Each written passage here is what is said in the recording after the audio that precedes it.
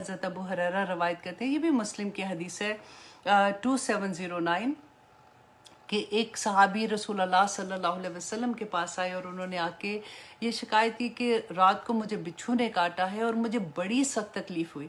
تو رسول اللہ صلی اللہ علیہ وسلم نے فرمایا کہ تم نے رات کو یہ کلمات کیوں نہیں پڑھے تھے، اور اگر تم یہ پڑھ لیتے تو تم اس کے شر سے محفوظ رہتے۔ اور وہ کلمات کیا تھے؟ اعوذ بکلمات اللہ التامۃ من شر ما خلق۔ بہت پیارے کلمات ہیں اور چھوٹے سے ہیں۔ دیکھیں آپ رات کو 3 دفعہ پڑھ لیں، مطلب مغرب کی جیسے نماز پڑھتے ہیں نا، تو پھر پوری رات آپ کی کور ہو جاتی ہے، اور جب فجر پڑھتے ہیں تو آپ اس میں پڑھ لیں۔ دیکھیں ساری، اور اس کا میننگ میں آپ کو بتا دیتی ہوں کہ میں اللہ کے کامل کلمات کے ذریعے سے اس کی تمام مخلوق کے شر سے پناہ مانگتی ہوں۔ سبحان اللہ۔ دیکھو مخلوق ایک تو موذی جانور ہے، ایک جنات ہیں، اور سب سے بڑی بات انسانوں کے شر سے محفوظ ہو جاتا ہے بندہ۔ تو اتنی چھوٹے سے، جیسے ہم وہ بھی تو پڑھتے ہیں نا، بسم اللہ الذی لا یضر مع اسمہ شیء فی الارض ولا فی السماء وہو السمیع العلیم۔